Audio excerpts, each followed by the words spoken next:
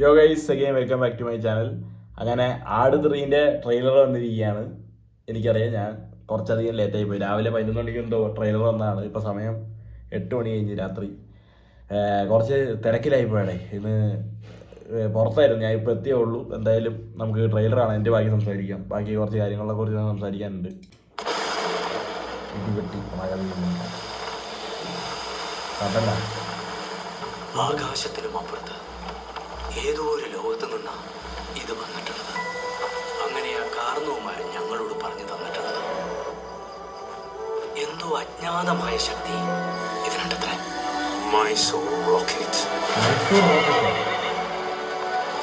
ഇതന്വേഷിച്ച് പല ദുഷ്ടശക്തികളും പല കാലങ്ങളിലും വരും. ഇതിനു വേണ്ടി യുദ്ധങ്ങൾ വരെ നടക്കും. This boat is going to change our fortunes. ഈ പുഴയ്ക്ക് പുറകിലൂടെ നാഗത്താം പാലത്തിന്റെ നമുക്ക് ഓരോരുത്തരെയായി ഈ മുക്കാലിയിൽ കയറി നിന്ന് അമ്മ ഇത് കൊല്ലാം. മതിയോ? അത് മതി.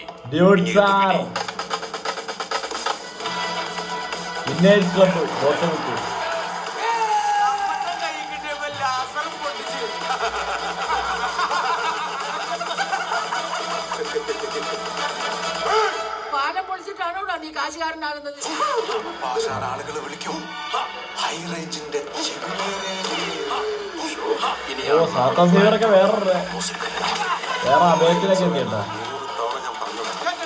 ജീവൻ മാറുന്ന പോരാട്ടം. ഏത് ഈ വയ്യാത്ത നടുവും വെക്കണ്ട. തനിക്ക് പോരാടാനുള്ള സമയം സമാഗതമാകും. എന്താണോ വരുന്നത്? ഒട്ടി നിൽക്കാതെ രണ്ടടി മാറി നിന്ന് കൗണ്ട് ഡൗൺ കേൾക്കണം.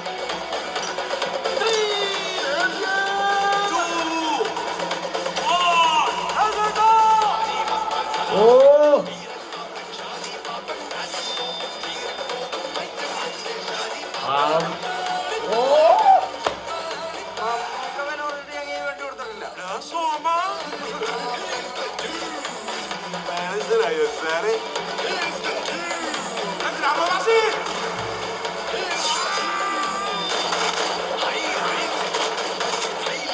എല്ലാം കൂടി ക്ലബ് ചെയ്ത് ഇറക്കിയിരിക്കാണ്ടോ.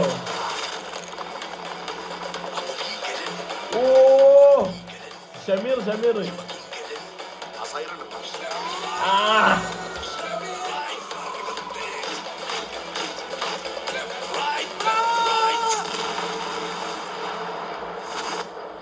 എന്റെ ബാക്കിൽ ബാങ്കോക്കും മുന്നിൽ മയാമിയുമാണ്. Come to daddy.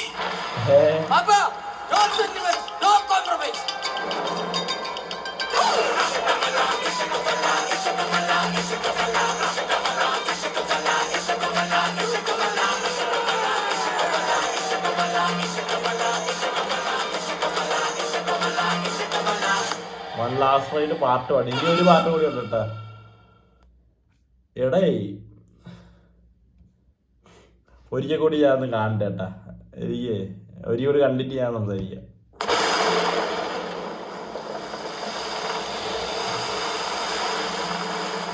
ആകാശത്തിനും അപ്പുറത്ത് ഏതോ ഒരു ലോകത്ത് നിന്നാ ഇത് വന്നിട്ടുള്ളത്.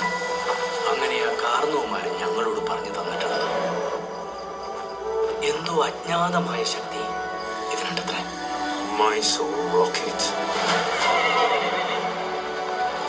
ഇതന്വേഷിച്ച് പല ദുഷ്ടശക്തികളും പല കാലങ്ങളിലും വരും. ഇതിനു വേണ്ടി യുദ്ധങ്ങൾ വരെ നടക്കും. This boat is going to change our fortunes. ഈ പുഴയ്ക്ക് പുറകിലൂടെ നാഗത്താം പാലത്തിന്റെ പണി നടക്കാം. എടാ, ഈ മ്യൂസിക് ഞാൻ എവിടെയോ കേട്ടിട്ടുണ്ടടാ. ഇപ്പൊ അവര് പ്ലേ ചെയ്തത് അത് മുമ്പ് എവിടെയോ ഞാൻ കേട്ടിട്ടുണ്ട്. റീലിലും ഷോർട്സിലൊക്കെ ആയിട്ട് ഞാൻ പലപ്പോഴും കേട്ടിട്ടുള്ള സാധനമാണ്. അത് എങ്ങനെ ചൂണ്ടിയത് പോലെയാണ് എനിക്ക് തോന്നുന്നത്. ടു ബി ഓണസ്റ്റ്, അത് പറയേണ്ട കാര്യമുണ്ട്. അങ്ങനെ തോന്നിയോണ്ട് പറഞ്ഞു തന്നേ ഉള്ളൂ. ഓരോരുത്തരെയായി ഈ മുക്കാലിയിൽ കയറി നിന്ന് അമ്മ ഇത് കൊല്ലാം. മതിയോ? അത് മതി. ഇനി ഇത് പിടി.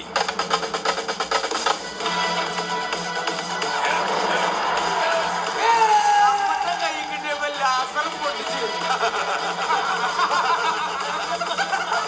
ജോസാറ് കഷ്ടപ്പാടിലാണ്. പാലം പൊളിച്ചിട്ടാണോടാ നീ കാശുകാരനാകുന്നത്? ഇപ്പോഴും പാപ്പന്റെ ദാരിദ്ര്യം കഴിഞ്ഞിട്ടില്ല. ഹൈ റേഞ്ചിന്റെ ടാറ്റാ സേവർ വേറെ അഭയം തേടി ആശാന്റെ അണ്ടറിലേക്ക്. ഇങ്ങനെയാണ് നമ്മുടെ പ്ലാൻ തുടങ്ങുന്നത്. വയലൻസ് വേണ്ടത് 100 തവണ ഞാൻ പറഞ്ഞതാണ്. ജീവൻ മാർന്ന പോരാട്ടം ഏത് ഈ വയ്യാത്ത നടുവ് വെക്കണ്ട. തനിക്ക് പോരാടാനുള്ള സമയം സമാഗതമാകും. എന്താണ് വരുന്നത്? ഒട്ടി നിൽക്കാതെ രണ്ടടി മാറി നിന്ന് കൗണ്ട് ഡൗൺ കേൾക്കണം. രഞ്ജിപ്പണിക്കർ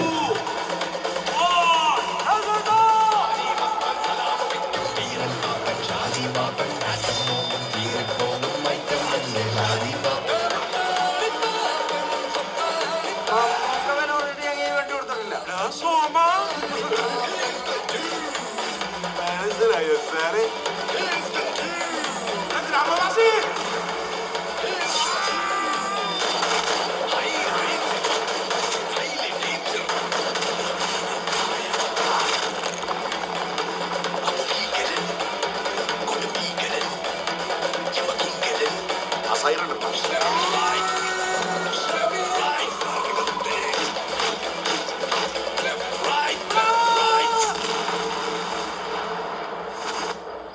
എന്റെ ബാക്കിൽ ബാങ്കോക്കും മുന്നിൽ മയാമിയുമാണ്.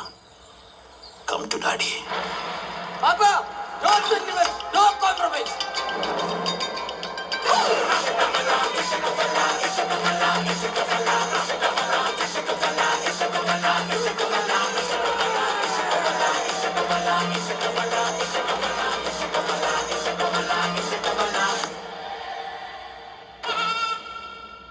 മാർച്ച് 19.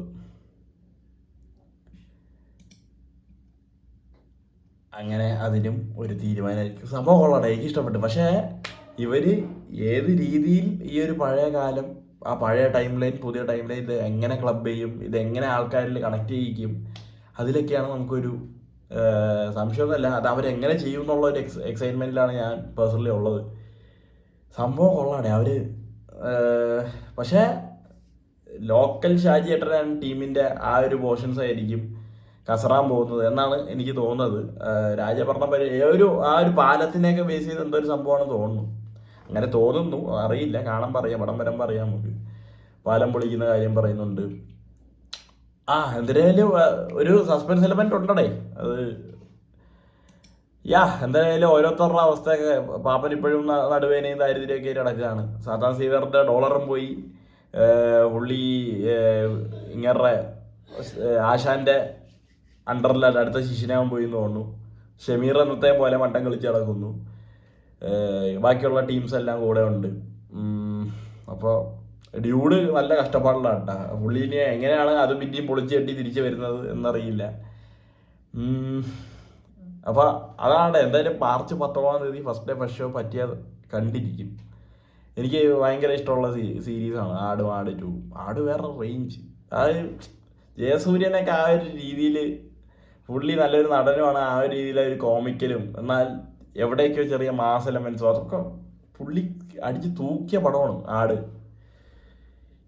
എന്തായാലും അതാണ്. പിന്നെ എനിക്ക് വേറൊരു കാര്യം പറയാനുള്ളത് വിജയിൻ്റെ കാര്യമാണ്. വിജയ്, നമുക്ക് ഒരാളുടെ കാര്യവും, നമുക്ക് സിനിമ കണ്ടുകൊണ്ട് ഒരാളുടെ പേഴ്സണൽ ലൈഫ് എങ്ങനെയാണെന്ന് നമുക്ക് പറയാൻ പറ്റില്ല. നമ്മൾ വിചാരിക്കാനത്തൊന്നും ആയിരിക്കില്ല അവരുടെ കാര്യങ്ങൾ, അവരുടെ മനസ്സിലെന്താണ്, പുറമെ എന്താണ് കാണിക്കുന്നത്, ഒന്നും നമുക്ക് ചിന്തിക്കാൻ പോലും പറ്റൂലടേ. അപ്പോൾ സംഗതി കാണിച്ചത് നല്ല മോശം പ്രവൃത്തി തന്നെ ആയിപ്പോയി എന്ന് വെച്ചാൽ, ഞാൻ കേട്ട ന്യൂസൊക്കെ വെച്ചിട്ട് എൻ്റെ സത്യാവസ്ഥ എന്താണെന്നോ എങ്ങനെയാണ് ഇപ്പോൾ നമ്മൾ കേട്ട എക്സ്ട്രീമിലാണോ അതോ അതിൻ്റെ മുകളിലാണോ അടിയിലാണോ എന്താണ് സംഭവം ഒന്നും അറിയില്ല. പക്ഷേ കേട്ടത് വെച്ച് കാണിച്ചത് എന്തായാലും മോശമായി പോയി. പുള്ളിക്ക് നല്ലൊരു കഷ്ടകാലം തന്നെയാണ്. പൊളിറ്റിക്സിൽ കയറിയതിന് ശേഷം അത്യാവശ്യം നല്ല കഷ്ടകാലം തന്നെയാണ്. അപ്പോൾ ഓരോരുത്തർക്കും ഓരോ കാര്യങ്ങളും പെർസ്പെക്റ്റീവും സംഭവങ്ങളൊക്കെ ഉണ്ട്. അതെന്ന് വെച്ച് ഞാൻ ഒരിക്കലും അതിനെ എന്താ പറയുക ന്യായീകരിക്കുകയോ ഗ്ലോറിഫൈ ചെയ്യുകയോ ഒന്നുമല്ല. അതെല്ലാം തെറ്റൊക്കെ തന്നെയാണ്. നമുക്ക് വല്ലതും പറയാനുണ്ടെങ്കിൽ നേരിട്ട് പറഞ്ഞെങ്കിൽ തീർക്കേണ്ട ബന്ധങ്ങളൊക്കെ അവിടെ തീർത്ത് വിടേണ്ടതാണ്. ഇതൊന്നും ഞാൻ പറയാൻ മാത്രം ആളൊന്നും അല്ലടേ. പിന്നെ ഒരാളെയും നമ്മൾ എന്താ പറയുക പേഴ്സണൽ ലൈഫ് കണ്ടിട്ടില്ല ആരാധിക്കുന്നത്, പക്ഷേ എവിടേക്കോ നല്ല ഇഷ്ടമായിരുന്നു ആ മനുഷ്യനെ. പുള്ളിക്ക് ഇങ്ങനെ ഒരു അവസ്ഥ എന്ന് പറയുമ്പോൾ ദിലീപിൻ്റെ അവസ്ഥ കേട്ടപ്പോഴായാലും അതേപോലെ തന്നെയായിരുന്നു, അതേ വിഷമം തന്നെയായിരുന്നു. പോയടെ പുള്ളീൻ്റെ ആ ഒരു സംഭവം മര്യാദയ്ക്ക് വല്ല പടവും ചെയ്ത് പോയാൽ മതിയായിരുന്നു. ചുമ്മാ പൊളിറ്റിക്സും അതും എന്നൊക്കെ പറഞ്ഞ് എല്ലാവർക്കും അവരുടേതായ ഒരു മോട്ടീവും ഒരു എയിമും എല്ലാ കാര്യത്തിലും ഉണ്ടാവുമായിരിക്കാം. പക്ഷെ നമുക്ക് നമ്മുടെ കാര്യങ്ങളിലൊന്നും അല്ലല്ലോ ഇരിക്കുന്നത്, നമ്മൾ വിചാരിക്കുന്നിടത്തൊന്നും ആയിരിക്കില്ല കാര്യങ്ങൾ. അപ്പോൾ എനിവേ ദാറ്റ്സ് ഓൾ വിത്ത് ആട് 3.